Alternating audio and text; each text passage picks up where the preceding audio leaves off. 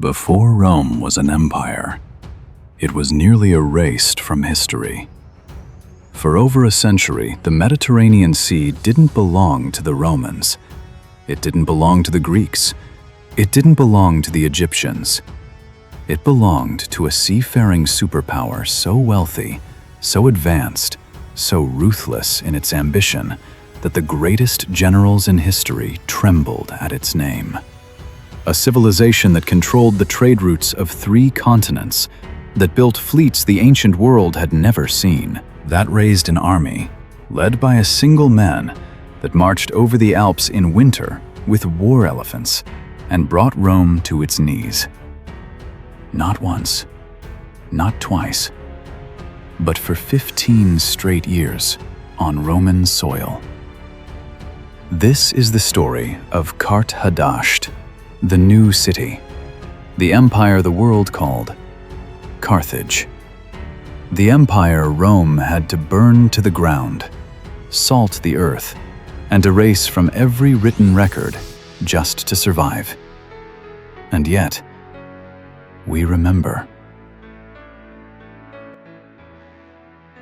To understand Carthage, you must first understand where it came from. You must go back further than the city itself, back to a narrow strip of coastline on the eastern edge of the Mediterranean, a land of cedar forests and purple dye, a land the Greeks called Phoenicia. The Phoenicians are one of history's great mysteries. They were not conquerors in the traditional sense. They didn't build pyramids or construct vast armies of infantry. What they built was something more powerful, more enduring, and far more dangerous.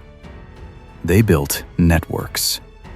By 1000 BCE, the Phoenician city-states of Tyre, Sidon, and Byblos had become the commercial nerve centers of the ancient world. Their merchant ships, sleek, double-decked vessels called gallos, could be found from the coasts of Britain to the shores of West Africa. They traded in cedarwood from Lebanon, in tin from Cornwall, in gold from sub-Saharan Africa, in glass, in ivory, in slaves. But above all else, they traded in purple.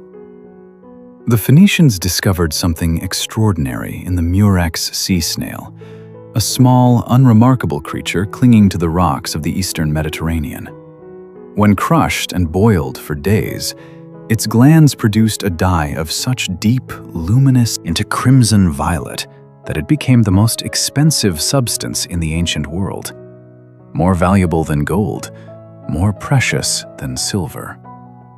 It took 12,000 murex snails to produce just 1.4 grams of dye, enough to color the hem of a single garment. This was Tyrian purple, the color of kings, of emperors, of gods. When Roman senators wore the purple stripe on their togas, they were wearing the legacy of the Phoenicians.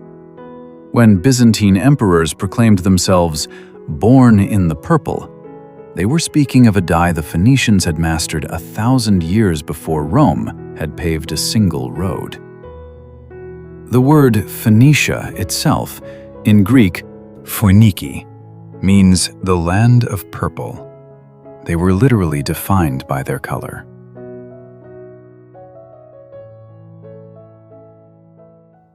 But the Phoenicians gave the world something even more lasting than purple dye, something you are using right now: the alphabet. The 22-letter Phoenician script, carved into stone and inked onto papyrus, became the ancestor of Hebrew, Arabic, Greek, Latin, and ultimately every alphabet used in the Western world today.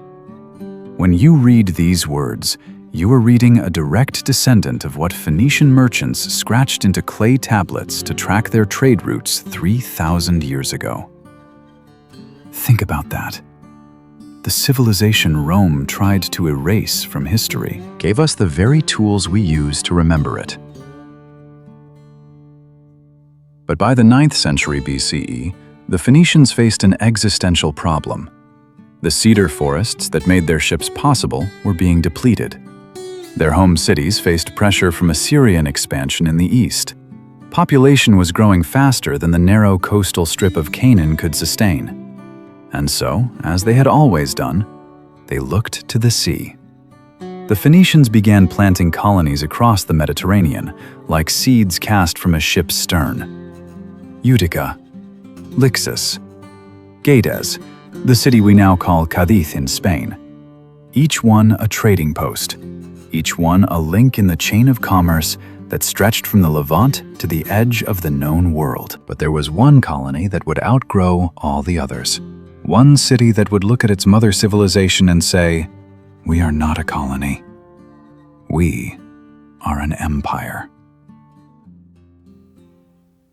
The founding of that city, in 814 BCE, began with a queen, a brother's betrayal, a husband's murder, and a choice between death and destiny. And when we come back, we go to the very moment Carthage was born. The year is approximately 814 BCE. In the great Phoenician city of Tyre, the jewel of the eastern Mediterranean, a crisis is unfolding inside the royal palace. King Matan I is dead. He has left behind two heirs. His daughter, Elissa, called by her people Eliza, meaning the joyful one, and his young son, Pygmalion. By Tyre's tradition, both were to rule jointly, but Elissa was married to the high priest of Melkart, the city god of Tyre, a man named Acherbas. He was immensely wealthy, he was respected, he was powerful, and that made him dangerous. Pygmalion, hungry for his sister's husband's wealth, had Acherbas assassinated, murdered, in the very temple where he served as priest. Elissa's husband, the man she had loved, killed by her own brother, in a house of God. But Elissa was not a woman who wept and surrendered. She was a Phoenician princess. She was the daughter of kings, and she understood something her brother did not: that power without wisdom is just violence, and violence always overreaches. Elissa gathered her husband's hidden treasury. Legend says she loaded it onto ships in the dead of night, then told Pygmalion's men the heavy chests contained offerings being ferried to the gods. When she reached the open water, she threw weighted sacks overboard, convincing her brother's spies that she had drowned the gold rather than surrender it. Pygmalion's soldiers stood on the dock and watched the sacks sink. They had no idea those sacks were full of sand. The gold was already below deck, sealed in the hull, sailing west. Elissa gathered refugees, Tyrian nobles, their families, 80 young women seized from the temple of Astarte to serve as wives for the new colony, and sailed west. She stopped at Cyprus. She stopped at scattered island ports, and finally, after weeks at sea, she arrived at the shore of what we now call Tunisia, North Africa, the land of the Berber people, the Libu, and their king, Iarbas. Now, here is where history becomes legend, and legend becomes something almost unbearably human. Iarbas agreed to sell Elissa land, but only as much land as could be covered by a single ox hide. He thought he was being clever. He had never met a Phoenician. Elissa had her people take the ox hide and cut it into strips, the thinnest, finest strips possible, thousands of them, until they had a thread so long it could encircle an entire hilltop overlooking the bay. She built her city on that hill, and she called it Carthage, the new city, the city the Romans would one day call Carthage. The legend of Queen Elissa, whom the Romans would later call Dido in Virgil's Aeneid, is almost certainly embellished, but the historical core is solid. Carthage was founded by Tyrian colonists, almost certainly led by members of the Tyrian royal family, in the late 9th or early 8th century BCE. Archaeological excavations confirm it. What the legends cannot embellish, however, is what Elissa built. Because Carthage was not just a colony, it was a statement. It was a declaration, planted in the earth of North Africa. We will not be destroyed. We will not be absorbed. We will not bow to any king, any empire, any god that is not our own. We will build something new, and it will outlast everything you know. The Phoenician word Tophet means judge. It is the same root as the Hebrew word shofet, which appears throughout the Old Testament. The Carthaginians didn't have kings. They had 2 Tophetes, elected annually, who ruled alongside a powerful senate of merchant aristocrats. It was, in many ways, more republican than Rome would be for centuries. And that republic, built on trade, on ships, on the genius of a murdered queen's defiance, would grow into the most powerful commercial empire the ancient world had ever seen. But power always attracts enemies, and Carthage's rise to dominance of the Mediterranean would bring it into conflict, not just with Rome, but with the Greeks, the Berbers, the Sardinians, the Sicilians, and every seafaring power that dared to challenge it. By 600 BCE, Carthage was no longer a colony. It was a metropolis. Its harbor, the finest in North Africa, could shelter 200 warships in its inner circular basin, a marvel of engineering so sophisticated that even Roman generals would later stand before its ruins and simply stare. The city spread across the peninsula jutting into the Gulf of Tunis, towering walls, nearly 40 feet high, wide enough for stables and barracks within their foundations, surrounded a city of nearly 500,000 people. 500,000 people. At a time when Rome was still a collection of mud brick buildings on 7 hills. Walk through ancient Carthage at its height, and you would have heard a cacophony of languages. Punic, the Carthaginian dialect of Phoenician, was the official tongue. But you would have also heard Berber, Greek, Iberian, Numidian, Egyptian, Etruscan. Carthage was the New York City of the ancient world. It was the great mixing point, the place where civilizations collided and commerce was born from the collision. The Carthaginian economy operated on a system that was centuries ahead of its time. Their merchant guilds were among the first formal corporate structures in history. They had enforceable trade contracts, carved in stone, witnessed by priests. They had credit systems, interest-bearing loans, and what modern economists would recognize as letters of credit, allowing a merchant in Spain to draw on funds held in Carthage without carrying physical currency. This was not a civilization of warriors first. This was a civilization of businessmen. Exceptionally dangerous businessmen. Because Carthage understood something Rome took centuries to learn. Trade requires protection, and protection requires power, and power, real power, requires the willingness to destroy anything that threatens your market share. The Carthaginians built a naval tradition unmatched in the ancient world. Their warships, the quinquiremes and triremes, were engineering masterpieces. The quinquireme was a vessel rowed by 5 banks of oarsmen, some say 5 men per oar, capable of ramming speed sufficient to shear through the hull of any opposing ship. Their secret weapon was the corvus. No, that came later with Rome. Carthage's secret was simpler and more terrifying. Skill. Carthaginian sailors trained from childhood. The sea was their inheritance, their birthright, their temple. Where a Roman sailor might need months to learn basic seamanship, a Carthaginian boy had been on the water since he could walk.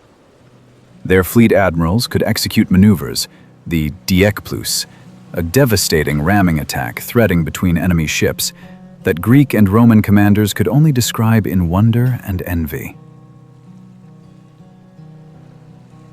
From their home base in Carthage, the Punic Empire, Punic comes from the Latin punicus, meaning Phoenician, spread in every direction. West along the North African coast to modern-day Morocco, north across the Mediterranean to Sardinia and Corsica, northeast to western Sicily, the most contested island in the ancient world, west to Iberia, modern Spain and Portugal, where the silver mines of the south generated wealth that would fund armies and fleets for generations. And south, further south than any Mediterranean civilization had dared to go. Around 470 BCE, a Carthaginian admiral named Hanno set sail from Carthage with 60 ships and 30,000 settlers. He sailed through the Pillars of Hercules, the Strait of Gibraltar, and turned south along the coast of West Africa. What he found there has fascinated historians for millennia. Hanno's account, preserved in a Greek translation, describes volcanic eruptions, strange, silent rivers, and enormous hairy creatures the locals called gorillae, from which we get our word gorilla. He may have reached as far south as modern-day Cameroon or Gabon. If true, this means a Carthaginian explorer reached equatorial Africa over 2,000 years before European explorers discovered it. 2,000 years. But Carthage's expansion didn't happen without resistance, and nowhere was that resistance more fierce, more bloody, more consequential than on the island of Sicily. Sicily was the most strategic piece of real estate in the ancient Mediterranean. Whoever controlled Sicily controlled the choke point between the eastern and western Mediterranean, and Carthage had controlled the western half of that island for centuries. The Greeks controlled the east. For 300 years, they would fight over it, and the blood that soaked Sicilian soil would eventually draw Rome into a conflict that would change the world forever. But before we get to Rome, you need to understand the gods of Carthage. Because what the Carthaginians believed, what they feared, what they worshipped, what they were willing to sacrifice to their gods, is perhaps the most disturbing, most misunderstood, and most extraordinary part of this entire story. On the edge of the city of Carthage, overlooking the harbor, there stood a sacred precinct. The Carthaginians called it the Tophet. Archaeologists found it in 1921. What they uncovered, beneath thousands of urns, beneath carved stone stela bearing the symbol of the goddess Tanit, was the most controversial archaeological discovery in the history of ancient Carthage. The urns contained the cremated remains of children. For over a century, the question has raged: did the Carthaginians practice child sacrifice? Did they offer their own infants to Baal Hamon, lord of the furnace, the supreme deity of Carthage? The Roman and Greek sources, our primary written records of Carthage, claim they did, with horrifying specificity. The Greek historian Diodorus Siculus describes a bronze statue of Baal Hamon with outstretched arms above a fire, into which priests placed infants as offerings. The Roman author Plutarch describes the Carthaginian aristocracy, the wealthiest, most powerful families in the city, purchasing poor children to sacrifice in place of their own, as though this made it somehow more bearable. Modern scholarship is deeply divided. Some archaeologists argue the Tophet urns show children who died of natural causes, buried in a sacred cemetery. Others, including a landmark 2010 study published in the journal Antiquity, argue the evidence strongly supports ritual sacrifice, noting that the remains show signs consistent with live cremation, and that the ratio of infant to young child remains is statistically impossible to explain by natural childhood mortality alone. We may never know the full truth. Our primary written sources, the Greeks and Romans, were Carthage's enemies. They had every incentive to portray their great rival as monsters. And yet, the urns are real. The ashes are real. The bones are real. Whatever the Tophet was, whether a cemetery, a sacrifice ground, or something in between, it tells us something important about the world Carthage lived in. It was a world of immense power and immense fear. A world where the gods demanded much, and where the people who called themselves children of Baal Haman believed, with complete sincerity, that what they gave to the fire was given in love. But the religion of Carthage was not only about the Tophet. It was also one of the most sophisticated and eclectic spiritual systems in the ancient world. Tanit, the goddess whose symbol, the triangular figure topped with a circle and crossed by a bar, appears on thousands of stela across the Carthaginian world, was simultaneously a goddess of the moon, of war, of fertility, of the sea, and of fate. Her symbol has been found from the Canary Islands to Malta.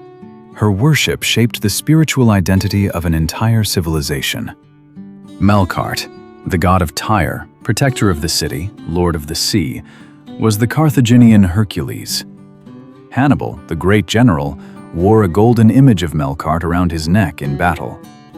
When Carthaginian colonists planted new cities, they built a temple to Melkart first, before they built homes, before they dug wells.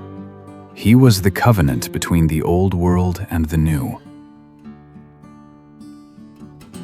And Baal Hamon, the lord of the furnace, the fiery sky god, was not merely feared, he was entreated, loved even, in the way that a child loves a terrifying father. His name, Baal, simply means Lord in Punic.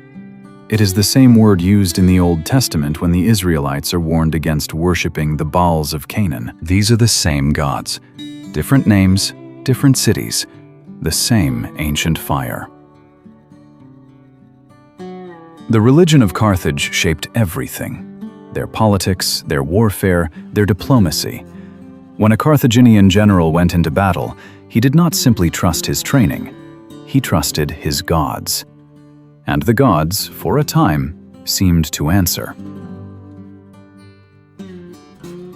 From the 5th century BCE, the island of Sicily was the testing ground of empires.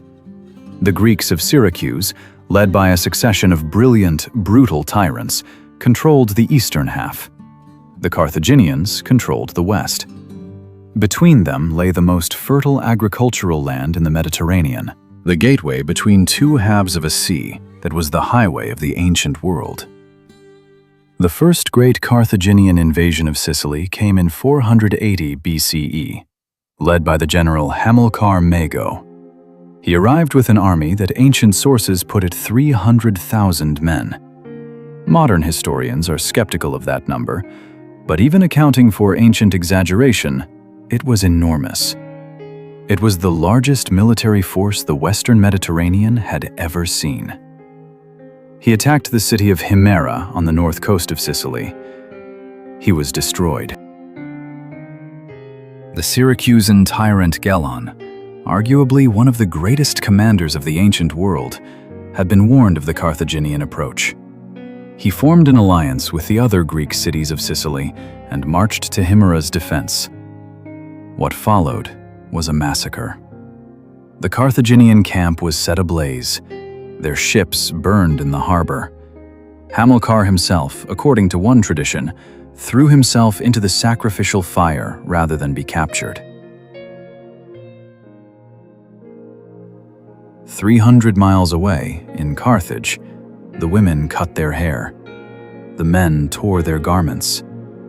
They wept in the streets of Carthage for the dead that the sea would not return. The defeat at Himera in 480 BCE was the worst military catastrophe Carthage had suffered. It forced a generation of introspection and rebuilding. For 70 years, the Carthaginians turned inward, consolidating their hold on North Africa, reorganizing their military, and waiting. In 409 BCE, they came back. Under the general Hannibal Mago, grandson of the man who died at Himera, they returned to Sicily with a vengeance so calculated, so methodical, so personally motivated, that it stands as one of the most chilling examples of intergenerational warfare in history. Hannibal Mago. His very name, Hannibal, means grace of Baal, had grown up hearing about Himera, about his grandfather's death, about the humiliation of Carthage. He made Himera pay. He razed the city of Himera to its foundations. He sacrificed 3,000 Greek prisoners on the exact spot where his grandfather had reportedly died. He salted the earth. He destroyed every stone. Then he did it again to Selinus, then to Akragas, then to Gela. City after city fell to the Carthaginian hammer. And yet, despite every victory, despite every city burned and every Greek army broken, Carthage could never quite finish the job. Syracuse held. Always, Syracuse held. Behind its massive walls, under its brilliant tyrants, Dionysius, then Agathocles, the greatest Greek city in the West, refused to fall. In 310 BCE, the Syracusan tyrant Agathocles did something so audacious, so insane, so unexpectedly brilliant, that it became the template for every great counterstrike in military history. He invaded Africa. While Carthage was besieging Syracuse, while its army stood at the very gates of the Greek city, Agathocles loaded his remaining forces onto ships, sailed across the Mediterranean, landed outside Carthage, and began burning the countryside of the Carthaginian heartland. The besiegers became the besieged. He didn't win the war. He couldn't breach the walls of Carthage itself, but he proved something that would haunt Carthaginian generals for generations. The empire had a vulnerable heart. And when a young Roman general named Scipio figured that out, 3 generations later, it would mean the end of everything. But that story, the story of Scipio and Hannibal and the final reckoning between Carthage and Rome, begins with a very different question. How did Rome and Carthage, 2 empires that had been allies for centuries, end up in the most destructive wars the ancient world had ever seen? The answer is one island and one piece of bad timing. In 264 BCE, the relationship between Rome and Carthage broke. Not with a declaration of war, not with a grand diplomatic collapse, but with something smaller, more accidental, more human. A mercenary crisis in a Sicilian city called Messana. A band of Italian mercenaries, the Mamertines, had seized the city of Messana at the northeastern tip of Sicily. When Syracuse moved to reclaim the city, the Mamertines panicked and simultaneously asked both Carthage and Rome for help. Carthage sent a garrison first, a perfectly reasonable response given that they'd controlled western Sicily for centuries. Rome had other ideas. The Roman Senate was divided. Some members argued that intervening in Sicily would mean war with Carthage, an empire that had been Rome's ally, on and off, for 200 years, with formal treaties going back to 509 BCE. Others argued that allowing Carthage to control the entire island of Sicily, just 2 miles from the Italian mainland at the Strait of Messina, was an existential threat to Rome itself. The Hawks won. Rome crossed into Sicily, and the ancient world was never the same again. What followed was 23 years of war, the First Punic War, and it produced one of the most remarkable transformations in military history. When the war began in 264 BCE, Rome had no navy. None.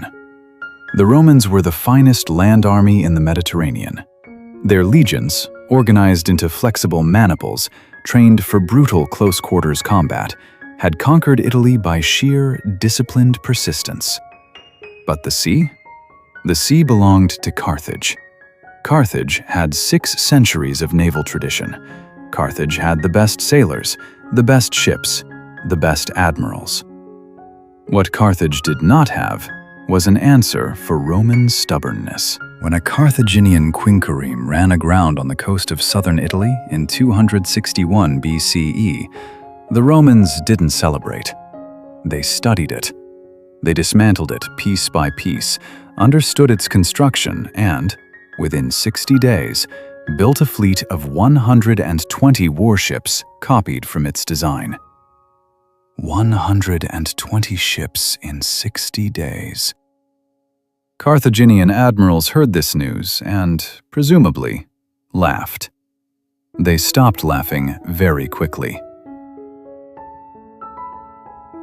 Because the Romans added one innovation to their copied Carthaginian ships that changed naval warfare forever. They called it the corvus, the crow. It was a hinged boarding bridge, mounted on a rotating pole at the ship's prow, with a heavy iron spike at its end. When a Carthaginian ship came alongside a Roman vessel, the corvus would drop, driving its spike into the enemy deck, locking the two ships together. And then the Roman legionaries would cross. In a single stroke, the Romans had turned a sea battle into a land battle. Carthage's centuries of naval superiority, their speed, their skill, their maneuverability, became irrelevant the moment that spike drove home. Because once Roman soldiers were on your deck, no amount of seamanship could save you. At the Battle of Mylae in 260 BCE, the Roman consul Gaius Duilius used the corvus to destroy a Carthaginian fleet that should have annihilated him. The Romans captured 50 ships and sank 30 more. Duilius was awarded a triumph, a victory parade through Rome, and the Romans erected a column decorated with the bronze rams of captured Carthaginian ships. The Columna Rostrata, the Rostra column. It stood in the Roman Forum for centuries. But the First Punic War was not a tale of Roman triumph. It was a tale of catastrophic mutual destruction. The war lasted 23 years and killed hundreds of thousands. But it was the sea, not the enemy, that killed most of them. In 255 BCE, the Romans suffered one of the greatest maritime disasters in human history. A fleet returning from Africa, fresh from a failed invasion of the Carthaginian heartland, sailed into a storm off the southern coast of Sicily. Ancient sources record that 284 ships were lost. Perhaps 100,000 men drowned in a single night. 100,000 men in a single night. In a storm that no general, no admiral, no god could have predicted or prevented. Rome rebuilt, as Rome always rebuilt. They raised new fleets, trained new sailors, sent new legions. And Carthage, exhausted, its treasury strained, its mercenaries demanding back pay, finally cracked. In 241 BCE, off the Agadi Islands near western Sicily, a Roman fleet intercepted a Carthaginian supply convoy heading to reinforce their troops on Sicily. The Romans, who had rebuilt their fleet entirely from citizen contributions after the government ran out of money, utterly destroyed the Carthaginian force. 50 ships sunk, 70 captured, 10,000 prisoners taken. Carthage sued for peace. The terms were humiliating. They surrendered all of Sicily. They agreed to pay a massive war indemnity to Rome, 3,200 silver talents over 10 years. They withdrew their forces from the island that had been contested for 3 centuries. And then, while Carthage was reeling from this defeat, Rome did something that poisoned the peace before it had even begun. While Carthage was dealing with a massive mercenary revolt, a brutal uprising by unpaid soldiers that lasted 3 years and nearly destroyed the empire, Rome seized Sardinia and Corsica. islands that were explicitly Carthaginian under the peace treaty. Rome simply took them and threatened war if Carthage resisted. If you want to understand why Hannibal did what he did, why a Carthaginian general marched an army over the Alps in winter, why he spent 15 years trying to burn Rome to the ground, start here. Start with Sardinia. His name was Hamilcar Barca. Barca, the word in Punic, means thunderbolt, and that name tells you everything you need to know about this man. Hamilcar was the greatest Carthaginian general of the First Punic War, fighting a brilliant guerrilla campaign in Sicily, even as the political leadership at home negotiated a humiliating peace. He watched Rome take Sardinia while Carthage was fighting for its life. He barely suppressed the mercenary revolt, a savage, desperate war of survival that his own biographers described as more terrible than the war with Rome. And when it was over, when the last mercenary throat had been cut and the last rebel city had been burned, Hamilcar Barca looked at what remained of Carthage's empire and made a decision. He would go west, to Iberia, modern Spain, and he would build Carthage an empire so rich, so powerful, that when the next war with Rome came, and he was certain it would come, Carthage would be ready. He took his 9-year-old son with him. The boy's name was Hannibal, Han-Baal, grace of Baal. Before they departed, the boy begged his father to take him on the campaign. Hamilcar, amused, asked the boy why he wanted to come so badly. The boy said he loved his father. He wanted to be with him.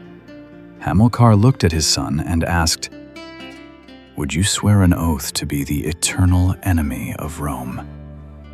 The boy swore.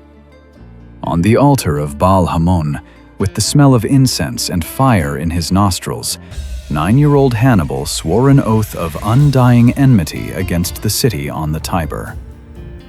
He kept that oath for the rest of his life. For 8 years, Hamilcar conquered and organized the silver-rich territories of Iberia, with the systematic genius of a man who understood that war is won before the first battle is fought. He built roads, he garrisoned cities, he trained local Iberian warriors, the finest light infantry in the Mediterranean world, famous for their short iron swords, the falcata, into a devastating hybrid army that blended the best of Carthaginian professionalism with the ferocity of native Iberian war-making. He died in 228 BCE, swept from his horse into a river during a battle, sacrificing himself to draw enemy pursuit away from his sons and his retreating army. His son-in-law, Hasdrubal the Fair, took command. Hasdrubal the diplomat, the builder, the man who founded New Carthage, Carthage of Iberia, the city we now call Cartagena. He signed a treaty with Rome, agreeing that neither power would expand beyond the Ebro River. He was assassinated in 221 BCE. The army did not wait for orders from Carthage. They did not consult the Senate. They did not hold an election. By unanimous acclaim, they chose Hamilcar's son as their general. He was 25 years old. Hannibal Barca, the most gifted military commander in the history of the ancient world, had just been handed the most powerful army in the Western Mediterranean. And he already had a plan. In 219 BCE, Hannibal besieged Saguntum, a city on the eastern coast of Iberia that had placed itself under Roman protection. Rome warned him to withdraw.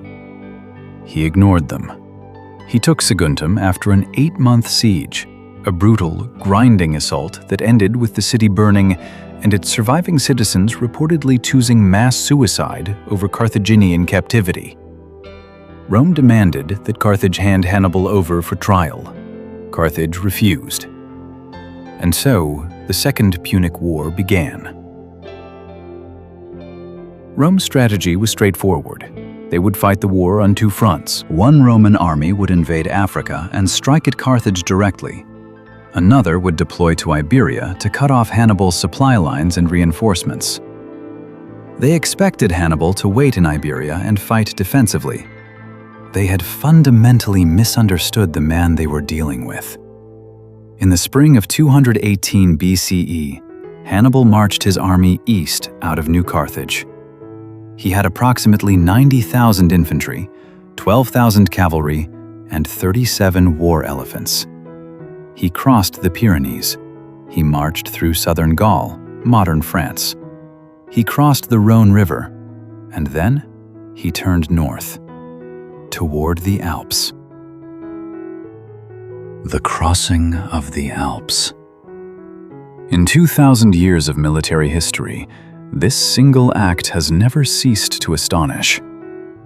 In the late autumn of 218 BCE, when the mountain passes were already growing treacherous with early snow, Hannibal Barca led an army of roughly 40,000 men, 9,000 cavalry, and 37 elephants over the highest, most brutal terrain in Europe. The route took 15 days in the high passes. Ancient sources describe rock slides, whole sections of path collapsing under the army's weight. Ice so thick that oxen couldn't break it. Soldiers dropping into crevasses. Horses screaming as their legs broke through snow that hid 1,000-foot drops. Hannibal lost perhaps half his force in those mountains. And when his surviving soldiers reached the Italian side, shivering, half-starved, with frost-bitten hands and hollow eyes, Hannibal stood before them, pointed down at the green valleys of northern Italy spread below them, and said, "You are now crossing the walls of Rome itself. From here, everything is downhill." What followed over the next 3 years was the most catastrophic sequence of military defeats Rome had ever suffered. At the Battle of Trebia in December 218 BCE, Hannibal destroyed a Roman army of roughly 40,000 men. He used the numbing cold of the river crossing to sap Roman fighting ability before the battle even started, then collapsed both flanks with his Numidian cavalry. At the Battle of Lake Trasimene in June 217 BCE, Hannibal ambushed an entire Roman army of 30,000 men in morning fog on a narrow lakeside road. The ambush lasted 3 hours. Most of the Romans died without ever seeing who was killing them. 15,000 men fell. The Roman consul Flaminius was killed in the press of bodies. And then came Cannae. August 2nd, 216 BCE. On the flat plains of southeastern Italy, Rome assembled the largest army it had ever put in the field. 86,000 men, 86,000 Roman soldiers and Italian allies packed shoulder to shoulder in a mass formation so deep, so dense, that their commanders believed no enemy could withstand their weight. Hannibal had 50,000. He placed his weakest troops, Gallic and Iberian infantry, in the center of his line, deliberately curving it forward toward the Romans, like the bow of a ship. On both flanks, he placed his best African infantry in tight, disciplined formations. And on both flanks beyond them, his Numidian cavalry, the finest horsemen in the Mediterranean. The Romans attacked the center. As planned, the Gallic and Iberian troops gave ground. The Roman formation pushed forward, packing tighter and tighter as the enemy retreated. The Roman commanders were exultant. They were breaking through. They were walking into the mouth of a trap that would not close for another 2 hours. As the Romans pushed forward, the African infantry on both flanks pivoted inward. The Numidian cavalry, after routing the Roman horsemen, swept around behind the Roman formation. The center of Hannibal's line stopped retreating, and the Romans found themselves inside a circle of enemies. What happened next was a massacre. 67,000 Roman soldiers died at Cannae in a single afternoon, trapped so tightly they couldn't raise their sword arms to fight, dying from heat exhaustion as much as from wounds. The plain of Cannae was so thick with Roman dead that later excavations of the battlefield, 2,000 years later, would still find the arrowheads and sword blades and pieces of armor of men who died in those hours. Cannae is still taught at military academies around the world: the U.S. Army War College, Sandhurst, West Point, École Militaire, the Rommel Academy. Every significant encirclement battle in modern history, from the German destruction of Soviet armies in 1941 to the Gulf War's left hook, traces its intellectual lineage back to a Carthaginian general who encircled 86,000 Romans on a summer afternoon in 216 BCE.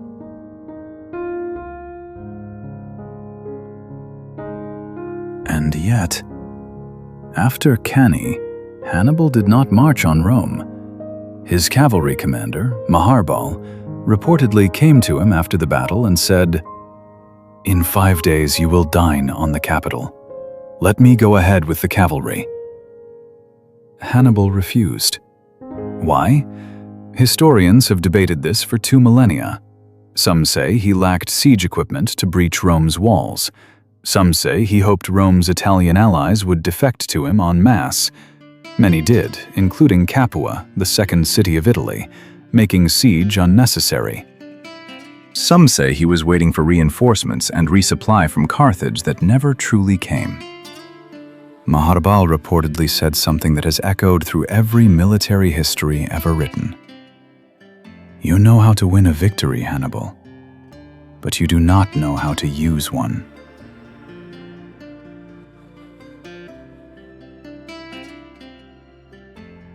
For 15 years, Hannibal Barca marched up and down the Italian peninsula. He won battles, he won sieges, he won allies. He could not win the war. Rome appointed a new kind of commander, the dictator Quintus Fabius Maximus, nicknamed Cunctator, the Delayer. Fabius refused to meet Hannibal in open battle. Instead, he harassed his supply lines, raided his foraging parties, denied him the decisive engagement he needed. It was maddening. It was boring. It worked. The years ground on. Rome rebuilt its armies, again and again, inexhaustible in their resilience. Carthage, despite several major relief operations, failed to send the overwhelming reinforcements Hannibal needed.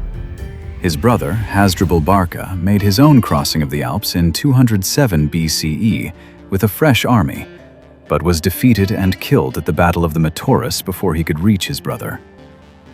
The first Hannibal knew of his brother's death was when a Roman soldier rode to the edge of his camp and threw Hasdrubal's severed head into it. Hannibal looked at his brother's face, and for the first time in 15 years of campaigning, witnesses say he wept.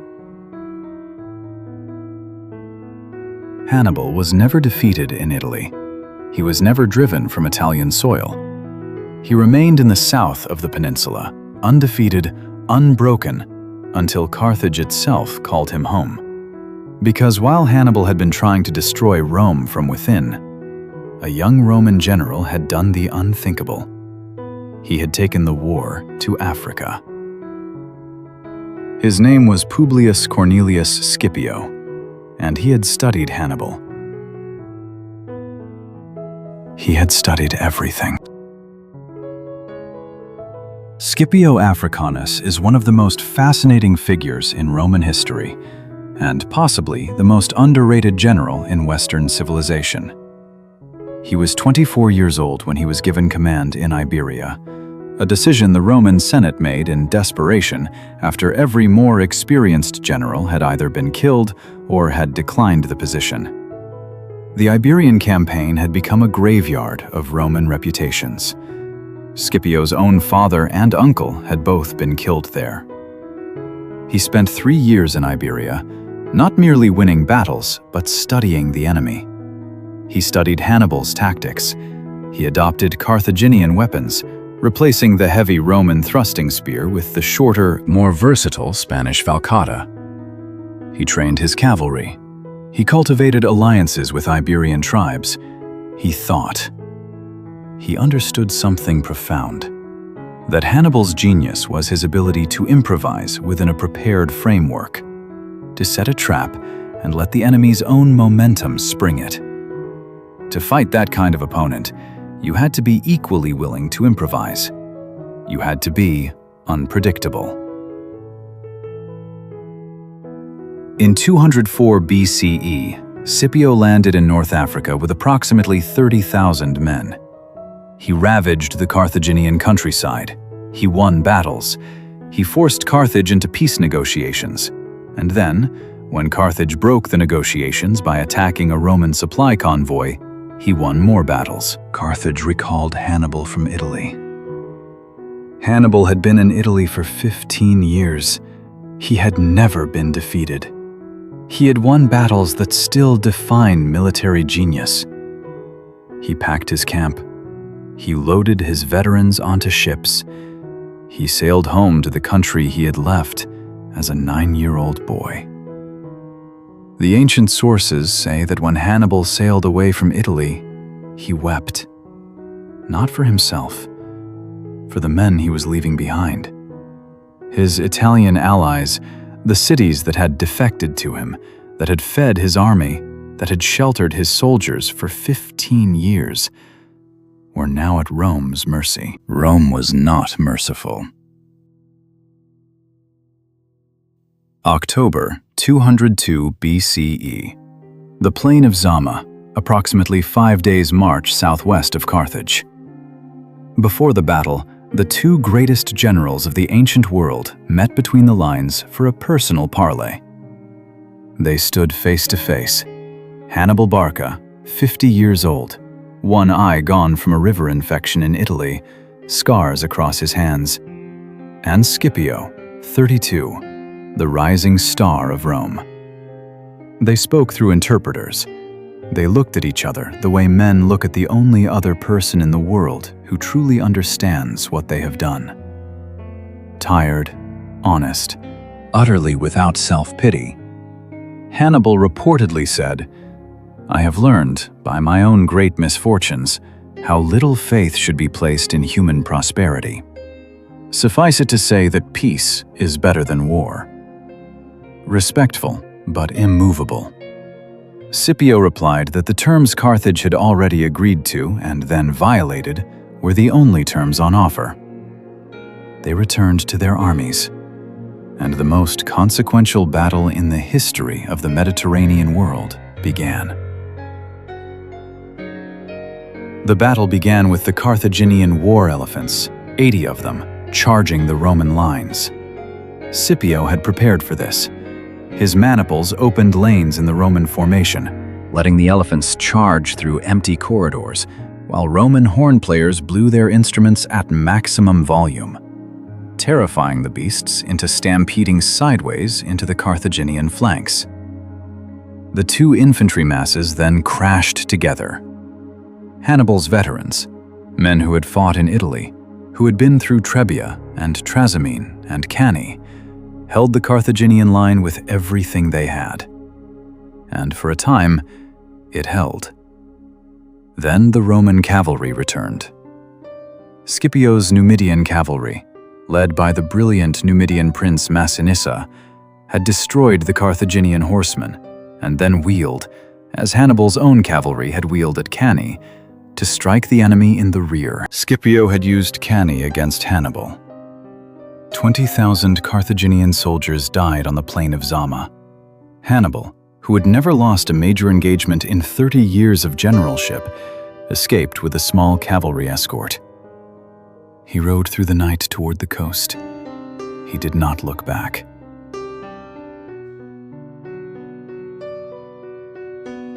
The peace terms of 201 BCE were savage. Carthage surrendered its entire navy, all but 10 ships. It surrendered all overseas territories. It agreed never to wage war without Rome's permission. It would pay 10,000 silver talents over 50 years, a sum designed to keep Carthage economically dependent and militarily neutered for generations. The Empire of the Sea was finished. Carthage, the new city, had become in a single afternoon a subject state. But even this was not enough for Rome, because Carthage, even defanged, even stripped of its navy and its empire, was still rich, still vibrant, still trading, still building. And there was a man in the Roman Senate, a censor named Marcus Porcius Cato, who looked at a prosperous, peaceful, legally compliant Carthage and decided that existing at all was the greatest crime the city had ever committed. Cato the Elder was, by any measure, one of Rome's most extraordinary men. A self-made senator, a brilliant lawyer, a farmer who despised the luxury he associated with Eastern civilization, a man of such absolute personal integrity that he inspired either deep admiration or burning hatred in everyone who met him.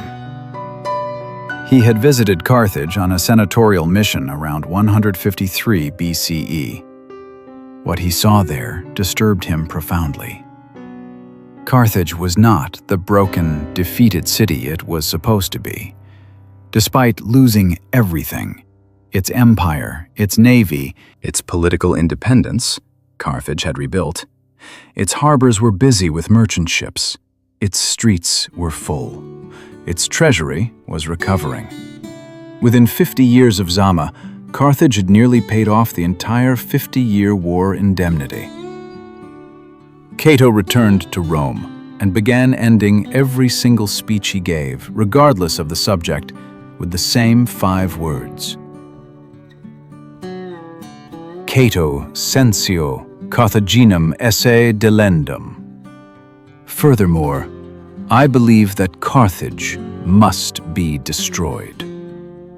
For the rest of his life, year after year, speech after speech, debate after debate, regardless of whether the Senate was discussing grain prices, provincial governance, foreign treaties, military budgets, religious policy, or anything else under the Roman sun, Cato ended every speech with those words: Carthage must be destroyed. The pretext came in 150 BCE.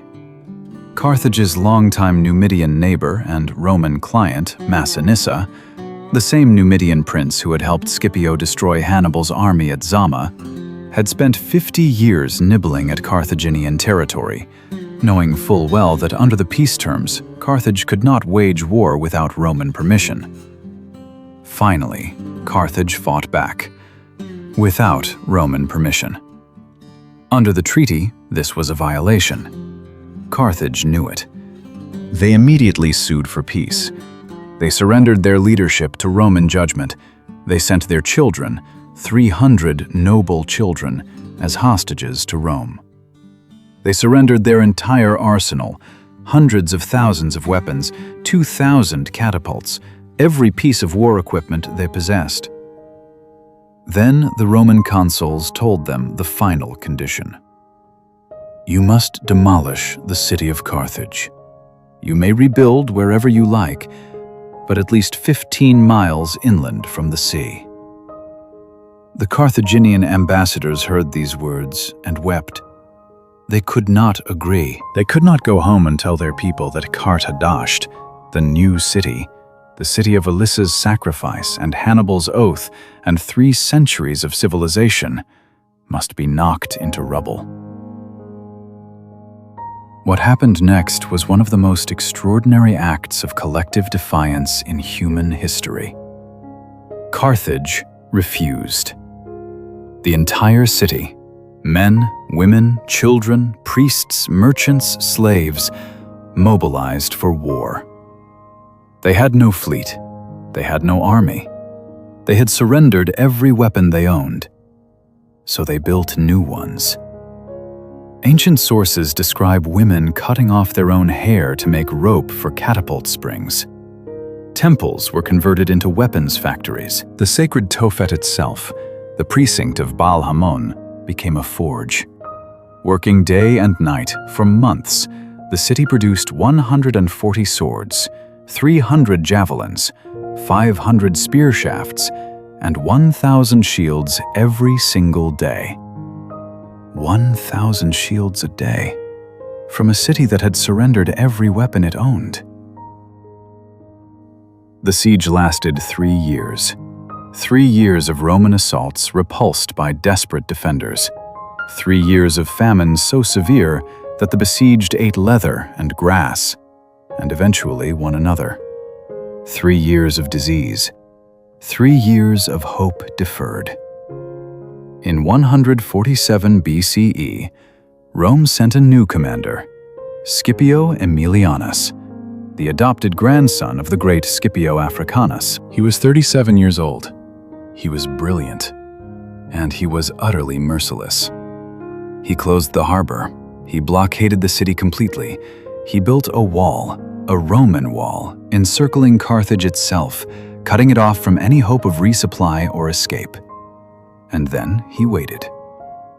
In the spring of 146 BCE, the Romans breached the outer walls. What followed lasted 6 days. Street by street, house by house, floor by floor, the Romans fought through the densest urban combat the ancient world had ever seen. The Carthaginians had converted their tall, multi-story houses into fortresses, fighting from every window, every rooftop, pouring boiling oil, dropping stone, fighting with their bare hands when the weapons ran out. Roman engineers dismantled entire city blocks behind the fighting troops to create fire breaks. They set buildings ablaze and used the heat to drive defenders back. Scipio ordered the narrow streets cleared by any means necessary, which meant bodies were simply thrown aside, the wounded and the dead together, to make room for the legions to advance. After 6 days of continuous combat, the last 50,000 survivors of Carthage, all that remained of a city of perhaps 500,000, retreated to the temple of Eshmun, the great healing god, on the highest point of the city.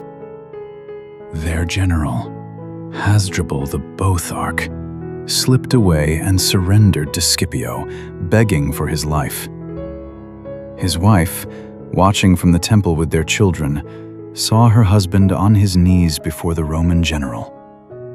She stood before the burning temple of their god, and she cursed her husband in the Punic tongue. Adon, Lord, you who swore to fight for Carthage, you who took the bread of our gods and the names of our dead and made them your armor. Die with them, or die in shame. There is no other choice. Then she threw her children into the temple fire, and herself. Scipio Aemilianus stood on the walls of what had been Carthage and watched it burn. His friend and biographer Polybius, who stood beside him, recorded that the Roman general wept. And when Polybius asked why he was weeping on the day of Rome's greatest victory, Scipio took his friend's arm and quoted Homer. "A day will come when sacred Troy shall perish, and Priam and his people shall be slain." He was not weeping for Carthage, he was weeping for Rome, knowing, with the clarity of genius, that what he was doing today might one day be done to the city he loved. The Roman Senate ordered the complete demolition of every remaining structure, every stone, every column, every wall, every well. The story that Rome salted the earth of Carthage, that they literally poisoned the ground to prevent anything from growing, is almost certainly a legend first recorded centuries after the fact. But the sentiment is accurate. Rome wanted Carthage not just defeated, not just destroyed, but unmade, erased from history, made never to have been. The Roman Senate even tried to erase the word. For a brief period, official Roman documents referred to the territory as simply Africa, refusing to acknowledge the name Carthage at all. It didn't work. There is a hill in Tunisia, not far from the modern city of Tunis, where the Mediterranean catches the last light of every afternoon and turns the color of burnished copper. On that hill, called Byrsa, archaeologists have been digging for 150 years.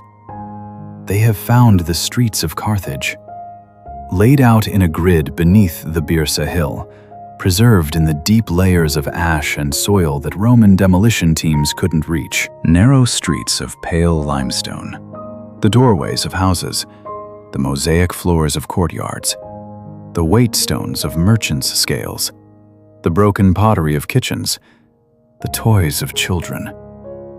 The toys of children who died 3,000 years ago. And beneath the Tophet, the precinct that so disturbed the world, the urns. Thousands of them, each one inscribed with the symbol of Tanit, that simple triangle, that circle, those crossed arms, and with prayers in Punic script that archaeologists have spent generations learning to read. They are prayers like this: to the Lady Tanit, face of Baal, and to Baal Hamon.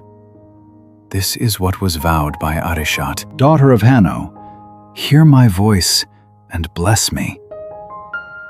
Hear my voice, bless me.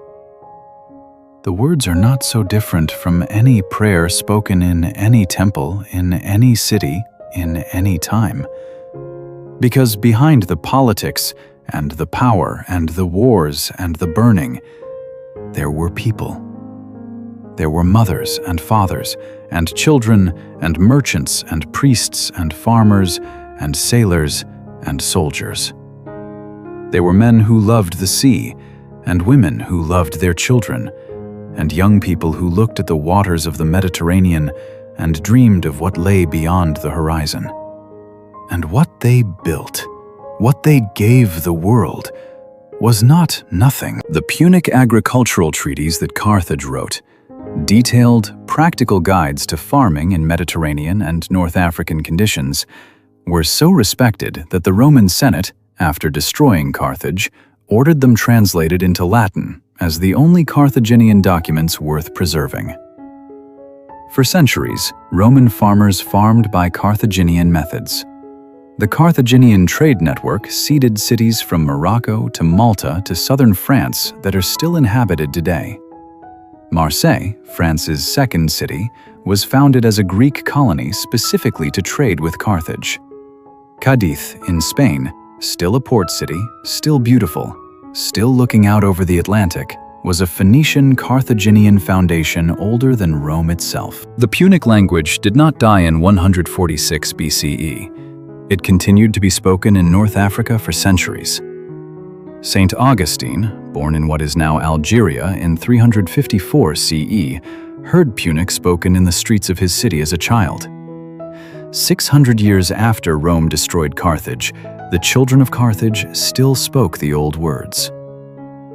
And Hannibal, after Zama, after the peace of 201 BCE, Hannibal Barca served his defeated city with the same ferocious devotion he had given to the war. He was elected suffete, chief magistrate of Carthage. He reformed the corrupt government finances. He rooted out the embezzlement that had starved his army in Italy of reinforcements he desperately needed. Rome demanded he be handed over. He fled, first to the Seleucid court of Antiochus III, then to Bithynia in Asia Minor. For 20 years, this old, one-eyed general, the man who had kept 15 years of war in the heart of Italy, lived as a refugee, advising smaller kings against the Roman juggernaut he could no longer fight himself. In 183 BCE, Surrounded at last by Roman agents at the court of King Prusius of Bithynia, Hannibal Barca took the poison he had carried for just this moment. His last words, according to ancient sources, were, "Let us relieve the Romans from the anxiety they have so long experienced, since they think it tries their patience too much to wait for an old man's death." Rome won the Punic Wars, but history is not only written by the victors. Sometimes, if we listen carefully enough, we can still hear the voices of the defeated. In the Punic inscription on a stone stele, still standing in Tunisia after 2,000 years, "Shma Bal Hamon, hear us, O Lord." In the face of Tanit, that simple, universal symbol, carved into stone by hands that believed, with complete sincerity, that someone divine was listening. In the name of every street in the old city of Tunis that still today carries a Punic root in its Arabic name, a linguistic fossil, a whisper of the old language, stubbornly alive in the soil of the country that was once the heart of the greatest empire Rome feared. Carthage is gone. Its walls are dust. Its ships are coral. Its language lives only in fragments.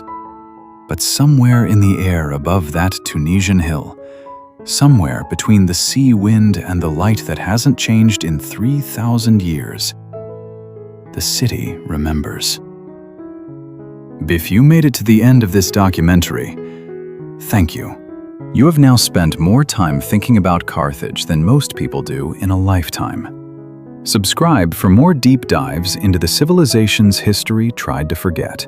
Like if Carthage deserved better. Comment below. If Hannibal had marched on Rome after Cannae, would Rome have fallen? Let's argue about it.